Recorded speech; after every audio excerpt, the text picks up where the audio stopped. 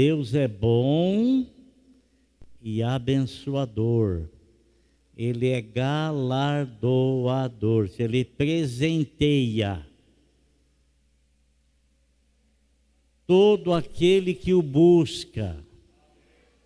Amém? Glória a Deus. E a Bíblia fala que aquele que busca o Senhor de nada tem falta. Amém? Aquele que busca o Senhor de nada tem falta. Louvado seja o Senhor. Hoje nós estamos na 11ª sexta-feira da campanha Jesus na Minha Casa. Amém?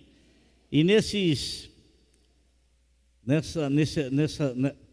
12 casas em que nosso Senhor Jesus Cristo entrou, né? Em cada uma delas houve um propósito, houve um objetivo. Aliás, o Senhor Jesus Cristo, ele nunca fazia coisa aleatoriamente, né? Nunca. Todas as coisas que ele fazia tinha propósito. Isso quer dizer remir o tempo. Ele não perdia tempo, ele não gastava o tempo à toa, né? Mas ele tinha sempre propósito, objetivo em todas as coisas. Até mesmo nessa casa que nós vamos falar hoje, que ele entrou, ele não entrou porque ele quis entrar, mas ele foi levado a entrar nesta casa. Muitos de nós, amados irmãos, temos uma atitude errada, sabe? A gente pede para Jesus entrar na minha casa. Mas qual é a porta pela qual Jesus entra na casa? Aquela porta ali de vidro ou aquela de madeira? Aquela porta da sua casa da sala, aquela porta da sua casa lá da cozinha? Não. Você é a porta através de quem o Senhor Jesus Cristo entra na tua casa. Você é a porta. Você, eu, nós, o Senhor não habita numa porta, o Senhor não habita na parede, é em nós que Ele habita. Então, quando eu o tenho em minha vida, então, quando eu chego na minha casa, é por meu intermédio que Ele está ali. Por meu intermédio. Ele não vai estar em outra coisa qualquer, não vai estar, né? O Espírito dele abrange todo o universo, né? Mas, especificamente, a Bíblia fala que nós somos o templo do Espírito Santo. Nós somos o templo do Espírito Santo. Ora, se o Espírito Santo habita em mim, quer dizer que é por meu intermédio que ele chega na minha casa. Olha, meus irmãos, uma coisa interessante. Quando o Senhor Deus criou os céus e a terra, criou lá o jardim do Éden para Adão e Eva, a presença de Deus, ela se manifestava ali, e todas as coisas que haviam sido criadas por Deus, criadas de uma maneira extraordinária, criada de tal forma que a pessoa que não crê nas coisas espirituais, ele não tem a capacidade de compreender e de entender que os céus e a terra e todas as coisas foram criadas pelo poder da palavra de nosso Senhor Jesus Cristo. Poder da palavra do Senhor nosso Deus. Porque a Bíblia fala que todas as coisas foram feitas por Ele, Jesus, e sem Ele nada do que foi feito se fez. Então, estava numa bênção perfeita, numa bênção completa, quando Adão e Eva estavam habitando ali no jardim do Éden. Isso tudo estava abençoado, até o momento, presta atenção, até o momento em que Adão e Eva resolveram desobedecer a Deus, e ao desobedecer a Deus, eles já não eram mais templo do Espírito Santo. Eles já não tinham mais comunhão com Deus. A terra em que eles estavam pisando tornou-se uma terra amaldiçoada. Então, se você, amado irmão, tem Jesus Cristo como teu Salvador, a tua casa ela é abençoada porque você é templo do Espírito Santo. Você é templo do Espírito Santo. E hoje nós vamos falar, amado irmão, de uma traição que o Senhor Jesus Cristo sofreu, né? Traição, presta atenção, traição você nunca recebe dos seus inimigos. A traição sempre parte de um amigo. Sempre parte de um amigo. Não existe traição do inimigo. Traição é sempre de alguém que coloca a mão junto com você no prato. Sempre, sempre. É o amigo. É o amigo. É o amigo. Então, irmão, quando o Senhor Jesus Cristo foi traído por uma pessoa que Ele escolheu, Ele não escolheu aquela pessoa erradamente. Sabe por que não?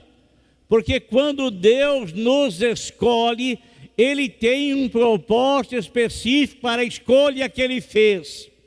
Mas eu, no decorrer da minha caminhada, eu posso me revoltar contra Ele. Eu posso me levantar contra Ele. Eu posso me tornar um inimigo, um traidor. Posso.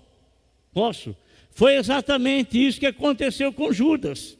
Judas, assim como Pedro, assim como Tiago, assim como João, assim como Bartolomeu, assim como Filipe, assim como Tiago Menor, assim como Judas Tadeu, né? Como Natanael, assim como André, foi escolhido para ser bênção. Foi escolhido para ser bênção. O Senhor Jesus não escolhe ninguém para ser maldição na vida de ninguém. Não escolhe. Não escolhe. Ele tem propósito na escolha, e a escolha dele, que Ele fez da minha vida, que Ele fez da sua vida, é para nós sermos bênçãos na mão dEle. Mas Judas, ele preferiu vender, ele preferiu 30 moedas, foi o preço pelo qual ele traiu o Senhor Jesus Cristo, foi o preço. E quando o Senhor Jesus instituiu a Santa Ceia, na noite em que ele foi traído, como diz o apóstolo São Paulo, instituiu a Santa Ceia. Após a Santa Ceia, quando Judas comeu, colocou a mão no prato com Jesus, mas no intervalo dele comer, meter a mão no prato e beber o cálice, nesse intervalo ele pôs a mão no prato, mas não bebeu o cálice. Nesse intervalo ele saiu e foi trair o Senhor Jesus, porque o cálice representa a aliança. Essa é a nova aliança no meu sangue. Esta é a nova aliança no meu sangue. Consequentemente, ele não participou da aliança no sangue de Jesus Cristo. Não participou. E ele foi trair Jesus, porque ele sabia que após a ministração, após a instituição da Santa Ceia, Jesus ia para o local de costume, que era o jardim do horto, o Getsemane. E ele lá no jardim do horto, no Getsemane, ele começou a entrar numa grande aflição. Uma grande aflição, pela decepção que ele teve com um amigo dele. Uma decepção que ele teve com um amigo dele. Uma das piores coisas que existe na nossa vida é você ser decepcionado, alguém te decepcionar. Alguém que você colocava confiança, alguém que você colocava fé, alguém que você acreditava. E essa pessoa enfiar uma faca nas suas costas. Traição é coisa de bandido, irmão. Viu? Então, quando ele estava lá, e ele começou a chorar, porque alguém que ele havia escolhido, irmão Ricardo, foi o pivô dele ser preso. Alguém que ele havia ensinado, essa pessoa, ele não conseguiu aprender absolutamente nada daquilo que ele foi ensinado, porque os olhos dele foi atraído por outra coisa,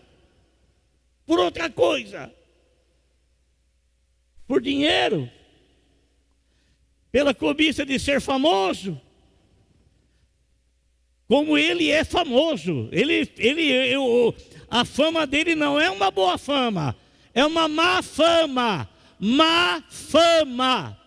E sabe o que a Bíblia fala, irmão? Melhor é o bom nome do que ouro e prata.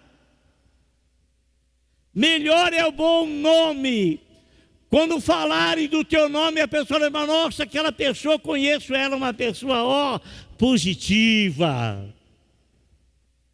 Mas quando falar do nome de Judas, esse aí, o nome dele não traz boa lembrança, não.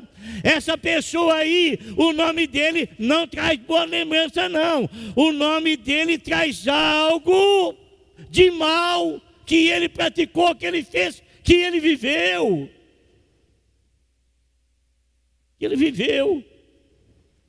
Então, o Senhor estava lá. Deixou 8 discípulos numa certa distância, pegou 3, Pedro, Tiago e João, e os trouxe para mais próximo dele, e ele foi um pouco mais adiante, porque ele ia falar algumas coisas para com o Pai que talvez os 3 não iriam entender, não iriam compreender. Você se lembra da oração que Ana estava fazendo? Estava angustiada, estava ali balbuciando palavras, e o sacerdote Eli olhou para ela, e ele não entendeu o que ela estava falando, ele não compreendeu, e mesmo não compreendendo, ele teve algo e questionou Ana, sem saber, julgando a oração dela. Assim também o Senhor não quis que os 3 ouvissem a oração que ele estava falando para com o Pai, para que eles não tivessem uma interpretação errada da oração. Não tivesse. E ele estava lá orando. E a Bíblia nos fala que nesta oração ele entrou em agonia. Sabe por que ele entrou em agonia? Por causa do teu pecado. Por causa do meu pecado. Entrou em agonia. Porque nós estamos fadados à condenação. E ele teria que pagar um preço de algo que ele não cometeu.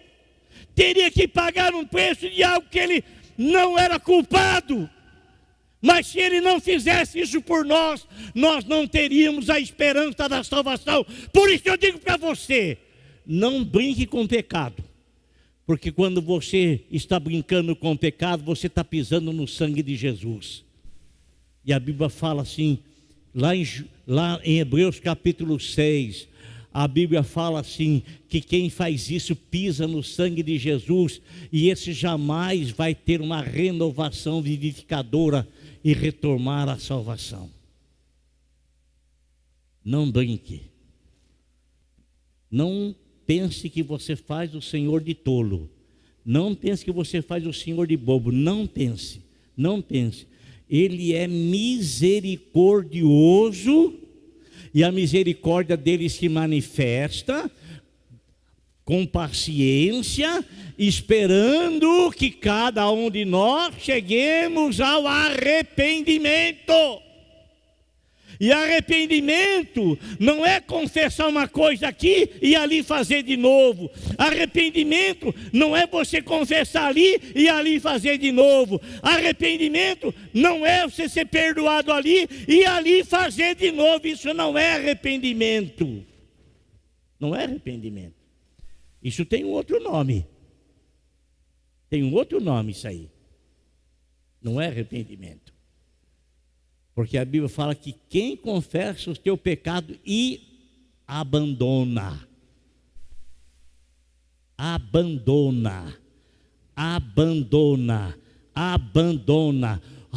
mas o pecado é forte na minha vida. Mas o Senhor diz para você, ainda que ele seja forte como uma perna, arranque essa perna, jogue fora, porque é melhor você entrar no céu coxo do que tendo as duas pernas e parar no inferno. Logicamente que ele está falando simbolicamente, porque tem pessoas que têm um pecado tão forte na vida, que é como se fosse a perna, tão importante que para a pessoa, não sabe, você não tem como você andar sem perna, então às vezes a pessoa não vive sem praticar aquilo, não vive, mas olha a consideração. E qual é o julgamento que o Senhor faz disso? Se você tiver um pecado na sua vida, ainda que ele seja tão forte como se fosse um olho, olha que coisa importante que é a vista, né? Como é bom, né? A gente poder enxergar, não é? A gente poder ver, como é bom a gente... Mas ainda que o teu pecado seja tão importante que você não sabe viver sem ele, o Senhor ainda te diz, arranque e jogue fora. Quer dizer, você tem o poder, porque Deus te dá o poder, porque Ele não pede para você nada que você não possa fazer. Abandone o teu pecado. Abandone o teu pecado. Abandone. Então o Senhor estava lá, estava chorando por mim, irmão, e chorando por mim, porque o salário do pecado é a morte. E quando ele chorava por mim, sabendo que o Espírito Santo estava lá orientando ele, a vontade de Deus para ele realizá-la, o salário do pecado é a morte, todos pecaram, então todos vão passar pela morte. E aquele que não se arrepender vai morrer duas vezes, fisicamente e espiritualmente. Isso nunca vai ter oportunidade de estar na presença de Deus eternamente. Então ele diz o que, irmão? O que é que ele fala? Ele diz que aquele que confessa o pecado e o abandona, esse alcança a misericórdia de Deus. Então o salário do pecado é a morte, mas o dom gratuito de Deus, quem é que trouxe o dom gratuito de Deus? O dom gratuito de Deus é a vida eterna. Quem foi que nos trouxe a vida eterna? Quem foi mesmo? Quem foi mesmo? Foi o Senhor Jesus. Ele nos trouxe a vida eterna. Ele nos trouxe a vida eterna. Ele nos trouxe a vida eterna. Pela graça você é salvo mediante a fé. Isso não é de ti, é dom de Deus. A salvação, a vida eterna, é dom de Deus que você alcança pela fé em Cristo Jesus. Israel, o Senhor estava lá chorando por causa do meu e do teu pecado. Sabe, irmão? Chorando por causa do meu e do teu pecado. Ele estava sentindo agonia. Antes mesmo de passar, ele já estava sentindo. E ele começou a derramar do suor gotas de sangue. E eu fui analisar isso, irmão, e verdadeiramente a ciência diz que quando a pessoa entra numa agonia extrema, uma agonia extrema, porque o nosso rosto é cheio de vasos. Então a agonia, ela faz uma pressão tão grande, tão grande, tão grande, tão grande. Isso é raro de acontecer, diz a ciência. É raro de acontecer, diz os livros. Mas foi isso que o Senhor Jesus Cristo sentiu. Os vasos começaram a trazer suor, transformando-se em gotas de sangue e caindo no chão. Sabe por quê? Fala para o teu irmãozinho, por causa do teu pecado. Fala para ele aí. Fala para ele aí. É por causa do teu pecado. Fala para ele aí. Fala para ele aí. Por causa do teu pecado. Por causa do meu pecado. E você se recorda daquela mulher lá, né? Não, ninguém está tirando pedra em ninguém, não. Ninguém está tirando. Nós estamos atirando pedra no pecado. Estamos atirando pedra no pecado. Porque quando aquela mulher foi pega no adultério, né? No adultério, e queriam matá-la apedrejada, o que Jesus? Não te condeno, mulher, não te condeno. Mas aqui, ó, escuta uma coisa que eu vou te falar, hein? Você vai e não torne a fazer de novo isso aí. Você vai e não torne a prática disso novamente. Não torne. Eu estou te perdoando, mas eu também estou te aconselhando. Eu estou te perdoando, mas eu também quero que você ouça o que eu estou falando e você pegue isso com uma direção nova para a tua vida. Uma direção nova para a tua vida. Então o Senhor, irmã Cláudia, estava lá. De repente, quem é que chega? Chega o Judas. E ele chega lá liderando os algozes do Senhor. Ele chega lá como um traidor mor. Ele chega lá como um líder, aquele que iria apontar quem era Jesus. Olha, aquele que eu beijar é esse, hein? É o ósculo santo, irmã Cristiane. É o ósculo santo que a Bíblia fala. E que eles praticavam, Cezinha. É o ósculo santo. E ele chega lá e ele dá um beijo no Senhor Jesus. E o Senhor fala, mas escuta aqui, com um beijo você trai o filho do homem. Irmão, sim, irmão Ricardo, Jesus podia falar assim, você não vai pôr a mão em mim, mas de jeito nenhum. Podia falar para ele, nem você, nem essa cambada aí, vocês não vão colocar a mão em mim, não vão. Foi isso, porque Pedro, quando tirou a espada e cortou a orelha do Malco lá, o que o Senhor falou? Peraí, Pedro, eu tenho que cumprir o que o Pai determinou para mim cumprir. Ou você acha que eu não poderia orar ao Pai e Ele mandaria legiões de anjos aqui para me defender? Mas foi para isso que eu vim. Foi para isso que Ele veio, irmão. Ele veio para morrer pelos teus pecados, para que você mesmo não morra eternamente. Morrer pelos nossos pecados. Morrer, você sabe qual é o maior peso da alma do homem? Não é ele trabalhar o dia inteiro, não. Não é ele ter um serviço braçal.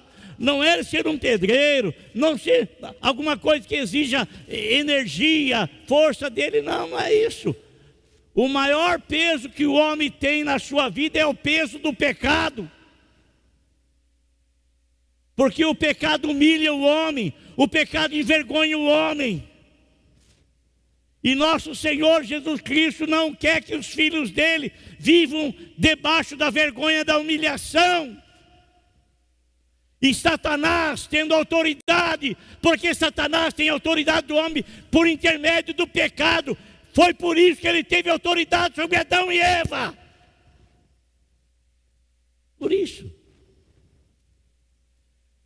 E ele está lá, a turma prende ele. Sabe o que fazem com ele? Vão levar ele. E agora levam ele para essa casa que eu quero falar com vocês. A casa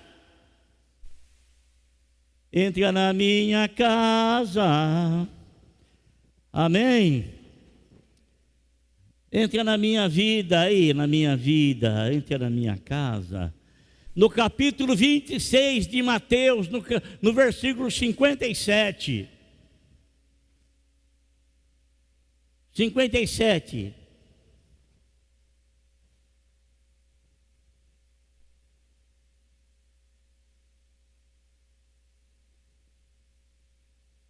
Amanhã nós vamos ter reunião com os pastores da nossa região às 9h30. E depois à noite nós vamos pregar lá na cidade de Silvianópolis, em comemoração ao aniversário da igreja lá. Foi fundada lá há 35 anos atrás, não parece que faz tanto tempo, né? Vários pastores estiveram lá, né? E agora quem está lá é o pastor Juvenil. Mateus 26, versículo 57 ao 68, diz assim: os que prenderam Jesus o levaram a Caifás, o sumo sacerdote, em cuja casa se haviam reunido os mestres da lei e os líderes religiosos. Então Jesus, ele foi preso. E ele foi levado para a casa de Caifás. Quem era Caifás? Caifás, ele era o sumo sacerdote, o maior dentre os sacerdotes. Ele era o sumo sacerdote. Na casa de Caifás já estava tudo arrumado, já estava tudo preparado. Por quê? Porque lá já estavam reunidos os doutores da lei. Conforme nós lemos aqui, estava reunido os mestres da lei e os líderes religiosos. Dois grupos de pessoas liderados por um em que se aguardava, em que se esperava que ele fosse alguém que promulgasse a justiça. Promulgasse a justiça. A Bíblia fala, irmão, não quereis ser mestre, porque o mestre receberá o mais duro juízo. Porque o mestre, ele é levantado para ser espelho das demais pessoas, para que aquilo que ele fale, principalmente esses doutores da lei e os demais religiosos, eles eram líderes, e os seus liderados se espelhavam neles e aguardavam que eles fossem promulgadores da justiça, anunciadores da justiça. Mas será que na verdade eles eram? Será que na verdade eles eram, irmãos? Vamos em frente aqui. E Pedro o seguiu de longe até o pátio do sumo sacerdote. Entrou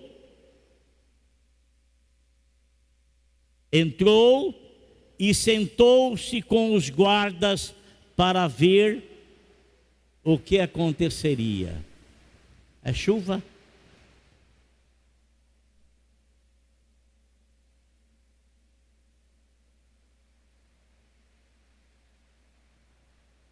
Aleluia.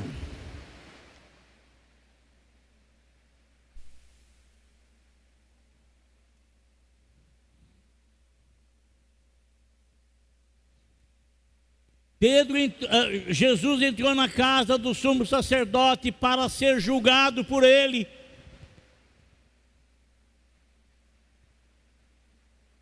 E junto com esse sumo sacerdote chamado Caifás, havia outros líderes em que já haviam combinado tudo. O propósito deles, a finalidade deles era exterminar, era acabar, era matar, era apagar o Senhor Jesus Cristo do mapa, era varrê-lo do mapa. Era isso.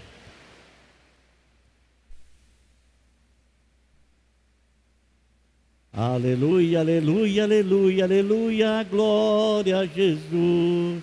Aleluia, aleluia, aleluia, aleluia, glória a Jesus. Vê se o carro não está com as janelas abertas aí, hein?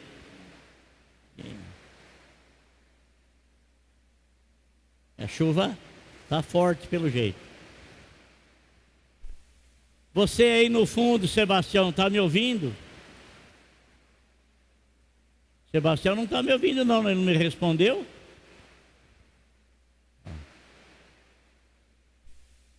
Está me ouvindo, Sebastião? Não está não, né? Tá? Aleluia. Então eu vou continuar. Amém? Eu vou continuar. Aí, glória a Deus. Aleluia. Então, irmãos, eles estavam já arquitetados, o plano já estava pronto.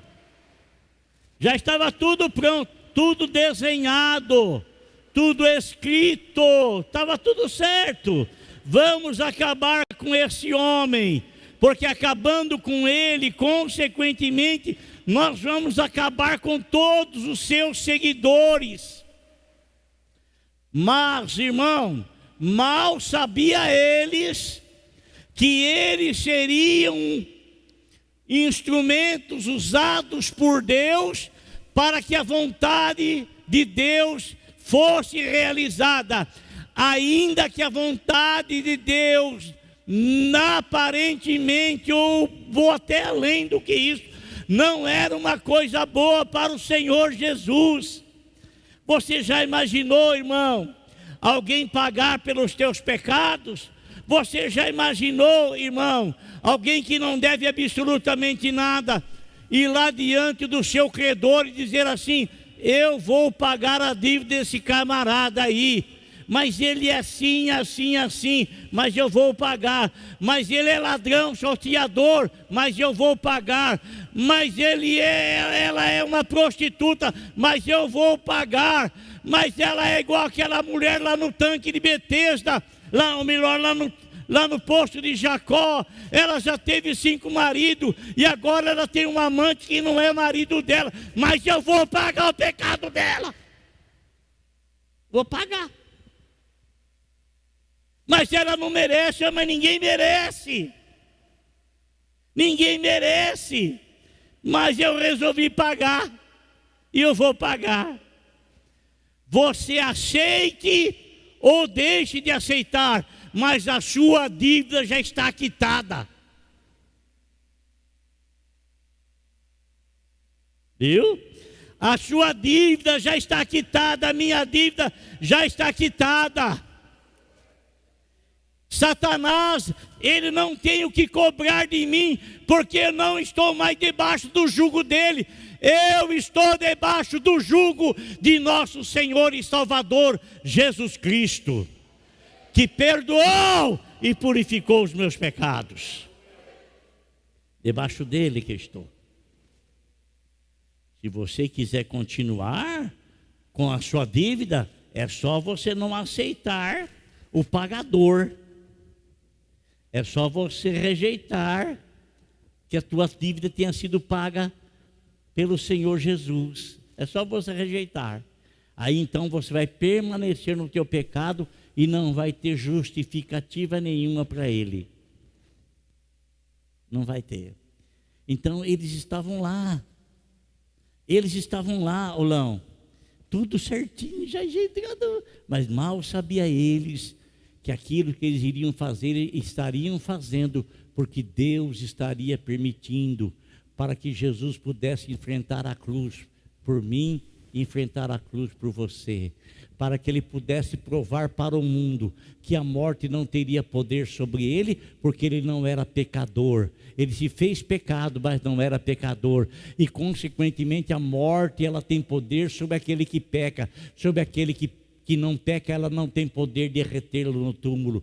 Por isso nosso Senhor Jesus Cristo, 3 dias depois de sua morte, ele vence a morte. Aleluia. Ele vence a morte. Ele ressuscita. E ele diz para aparece para os irmãos 40 dias nós andando pela terra. Aparece para um, aparece para outro, aparece para um, aparece mais de 500 irmãos no último dia ele apareceu.